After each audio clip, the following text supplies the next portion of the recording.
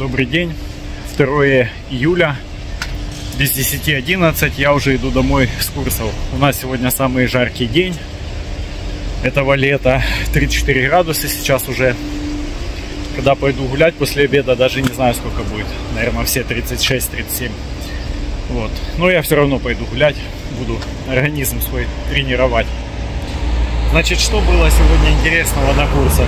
Я поговорил с Эллой и с Ванессой, ее начальницей, по поводу последнего дня, 8 числа. Рассказал им эту историю, что я еду с ребенком в Разин, в путешествие, и, в общем, попросился как-то этот день, в общем, пропустить или что-то вроде того. Ну и в итоге они посовещались и сказали, что я приду утром. Я сказал, во сколько у меня поездка. Ну и, соответственно, они сказали, приходи утречком на 8. Хотя они с 8:30 работают, приходи на 8. И мы тогда быстренько с тобой сделаем обшлюз. Ну, закроем твой кейс. Расскажут что-то там нам. Поставим какие-то галочки, подписи. И в 8:30 можешь быть свободен. Ну, как бы, спасибо им большое за это. Так я и сделаю. Мне это идеально подходит. Нам надо выехать не раньше 9, чтобы там долго не торчать на вокзале. Поэтому все классно. Ну и, соответственно, я уже согласовал с ними свою дальнейшую деятельность по поиску работы. То есть я иду на вот эти курсы, прошусь у оператора на курсы City Logistic. Они у себя там отметки эти поставили. Посмотрели то, что я отправлял куда. Ну, это все так, скажем, номинально. Я это все Элле рассказал. Она всему этому обрадовалась, сказала, что я молодец и так далее. В общем, такие делишки. Я уже на прогулке своей. Где-то минут 10 гуляю. 1 километр. Когда вышел из дома, было 36 градусов. Шаги шагов. Ну, людей, в принципе, на улицах полно. Никто не прячется. На крыше возле моего дома, там есть многоквартирный дом. На крыше ребята делают работы ремонтные. Прямо на солнце, без панамок, без ничего. Такие в меру загорелые. В общем, никто не боится солнечных ударов. Не понимая этого кипиша относительно высокой температуры. Ну, как бы нас даже, курсантов, поотпускали домой. В общем,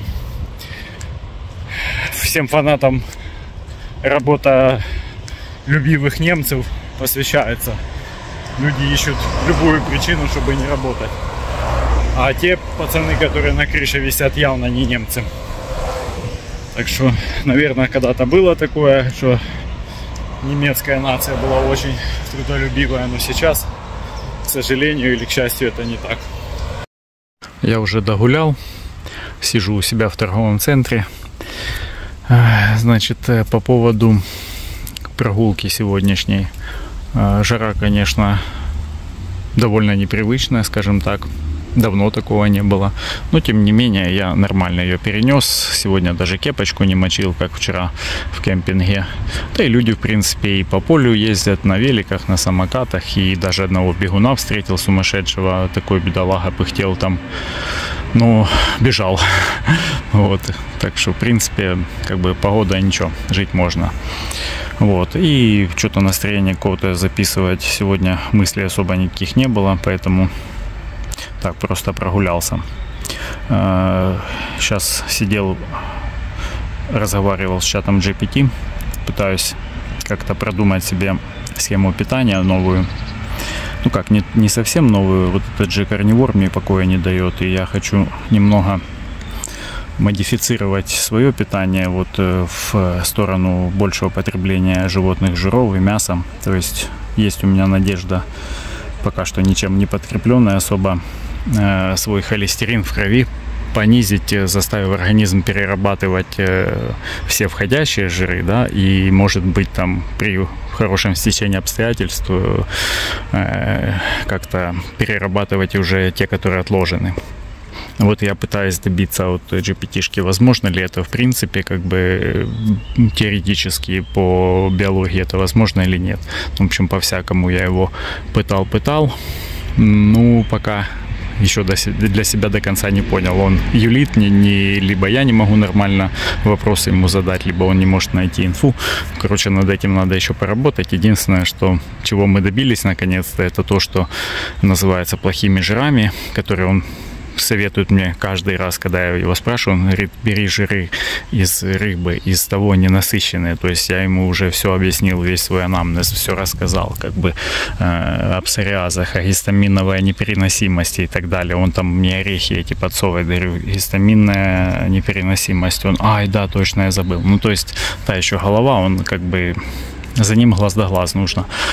В общем, да, и чего мы добились? Добились того, что он признал, что если я буду в легчайшем дефиците калорий и будет угли где-то там не больше 100 грамм за день, а остальное все, там тот же жирный, допустим, ошеек, то в этом случае мы посчитали с ним колораж туда-сюда, вот мое однодневное меню, скажем так, прикинули потенциальное. Он тогда говорит, что да, в данном случае теоретически ты должен расходовать все жиры, которые тебе поступят, хоть они из этого жирного мяса, ты их все, по идее, должен переработать как топливо для организма и что-то там еще сжечь с запасов, если будешь в легком дефиците. Ну, как бы так. Но тут же тоже есть нюанс, что я мог просто его замучить, и он как бы добился от него того, чего хотел. Я говорю: хорошо, если ты согласен со мной, что это все переработается, почему что эти жиры плохие считаются? Он говорит: ну, это только тогда, когда избыток. Тогда они считаются плохими, они склонны типа накапливаться. Если ты, говорит, не будешь допускать этого избытка, будешь в легком даже дефиците, то тогда все окей. Короче, та еще капроновая голова, ему только верить. Ну, а там, конечно, можно проверить это по другим. Ну, я как-то этим займусь после поездки нашей. Я думаю, вот уже когда вернемся с дочерью, я определюсь, что там у меня дальше по учебе, либо по работе, и тогда уже будет понятно, какой у меня график дня будет выстраиваться. Я буду знать, когда я могу что есть, и ну, как располагать днем, и как все можно моделировать. И, наверное, займусь. Плюс будет прием у врача, и тоже будет виднее уже. Может, там анализ крови что-то покажет, или, ну, короче, так. Ладно, пошел я домой. Холодный душик. До завтра.